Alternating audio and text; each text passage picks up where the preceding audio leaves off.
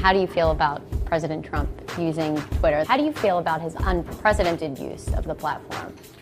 I mean, you said the word, which is unprecedented. I think, we continue to see more and more governments and more leaders take to Twitter and take to this microphone and be able to have a conversation with the world. And he's having a real-time conversation with the world, and I think that's fascinating and something that we should learn from. And on the other side, people are talking back at him, and the more and more he can engage in the conversation and learn from what people think and what people are doing and how people are reacting to his statements and policies, that makes all of us better. Before you had told Kara Swisher you felt it was complicated. So let's update the relationship status. Are you in a relationship? Is it broken up? Are we still complicated in that murky territory? And how you feel about his Well, views? I also added that it's a learning opportunity, right? It wasn't just it's complicated. It's something that anything that's complicated you want to learn about and you want to be curious about and you want to make sure that you really understand.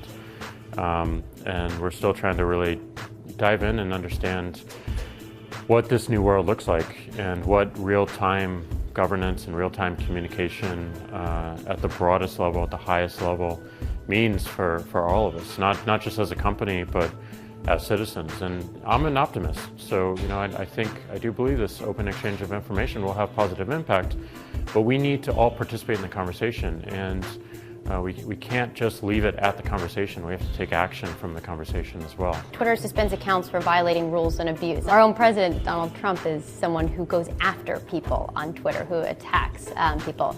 Is there any circumstance? I mean, you hold a lot of power here, Jack. I mean, is there any circumstance under which you'd suspend the president's account?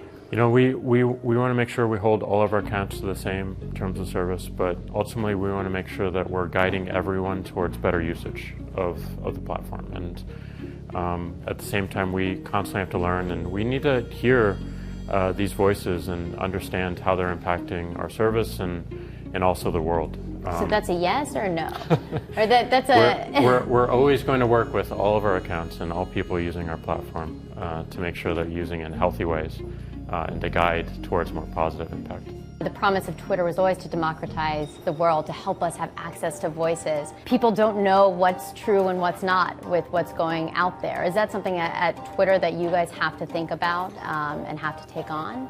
First, I think Twitter has delivered on that promise of showing more of the conversations and showing the best of democracies and also the worst. I don't think it's just a tool's responsibility to make sure that we're always seeking truth.